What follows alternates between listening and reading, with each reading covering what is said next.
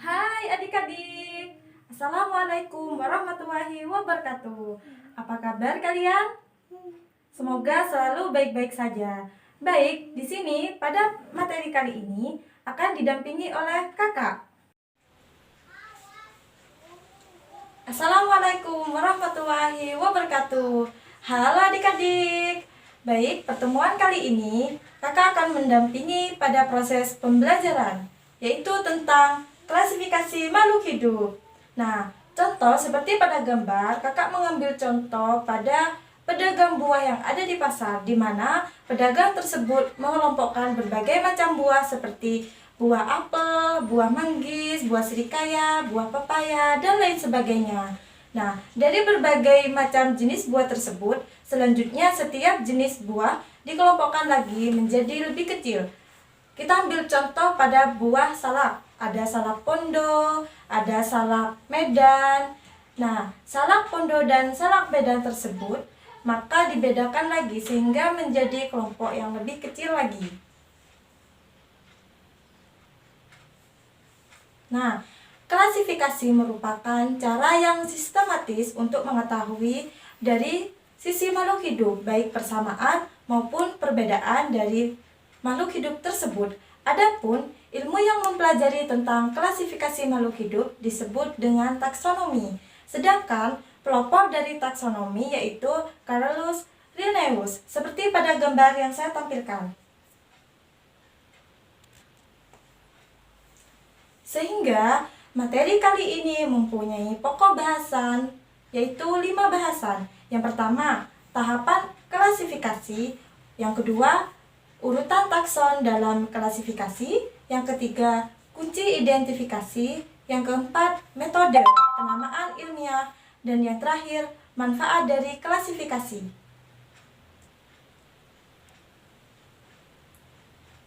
Tahapan klasifikasi ada 3. Yang pertama, kita harus mengamati terlebih dahulu ciri anatomi, fisiologi, morfologi, maupun tingkah laku dari makhluk hidup. Yang kedua, setelah itu baru kita mengelompokkan makhluk hidup yang mempunyai ciri-ciri sama dalam satu kelompok. Dan yang ketiga, apabila dalam satu kelompok masih ada perbedaan, maka akan dikelompokkan lebih kecil lagi, seperti yang saya bicarakan di awal pada buah salak. Nah, adapun urutan takson dalam klasifikasi yaitu ada dunia atau kingdom, kemudian divisi atau tumbuhan, atau filum atau yang disebut dengan hewan, dan kelas, bangsa atau ordo, suku atau family, marga atau genus, dan jenis atau spesies. Nah, ini merupakan contoh salah satu pengklasifikasian atau nama dari divisi yang saya sebutkan di awal. Ini merupakan pakis haji atau kises. Selanjutnya adalah kunci dari identifikasi.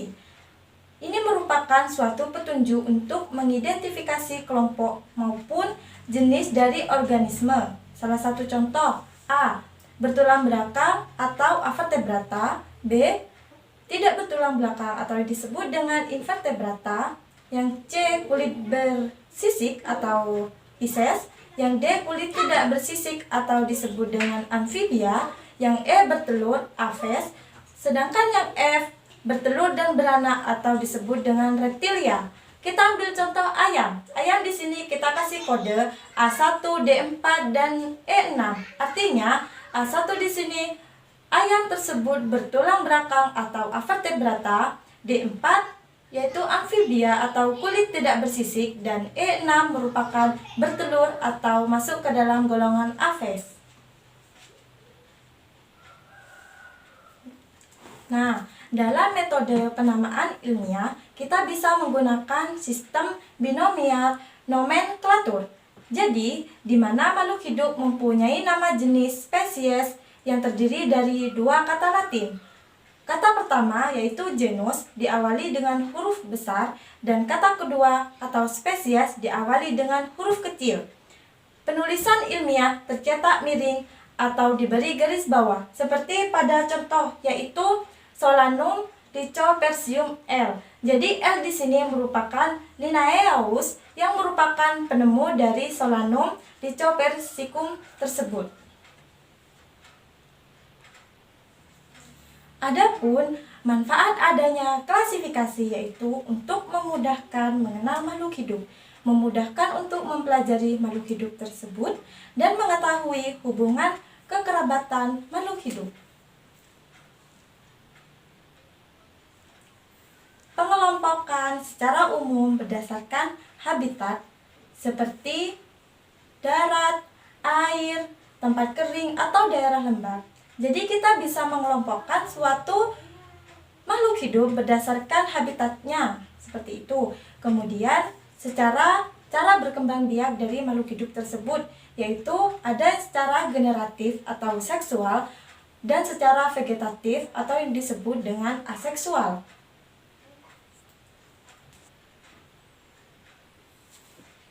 Nah, selanjutnya untuk mengelompokkan suatu tumbuhan, kita bisa menggunakan atau melihat dari habitus atau perawakan tumbuhan, bentuk dan ukuran daun, ada yang berdaun kecil, daun lebar, yang berjari 5, dan sebagainya, serta letak bekal biji dan jumlah keping biji, ada yang berkeping 1, berkeping 2, seperti itu. Kemudian, untuk mengelompokkan hewan, kita bisa melihat dari permukaan atau penutup tubuh hewan tersebut, seperti adanya bulu, adanya duri, dan lain sebagainya. Anggota gerak hewan tersebut kita bisa melihat dari kaki, perut atau otot perut, dan lain sebagainya. Alat pernafasan. Nah, alat pernafasan di sini kita bisa melihat bahwa atau mengelompokkan hewan tersebut berdasarkan pernafasan paru-paru, ingsan, dan lain sebagainya. Kerangka atau skeleton. Selanjutnya, tulang belakang. Nah, jadi ada hewan yang tidak memiliki tulang belakang dan ada yang memiliki tulang belakang. Jenis makanan. Nah, jenis makanan di sini bisa biji-bijian, sayur, daging, dan lain sebagainya. Yang terakhir yaitu waktu untuk mencari makan. Itu bisa merupakan atau dapat dijadikan untuk mengelompokkan hewan. Mungkin itu saja penjelasan dari kakak. Kurang lebihnya mohon maaf. Wassalamualaikum warahmatullahi wabarakatuh. Dan ingat, jangan lupa untuk tugasnya dikerjakan. Oke?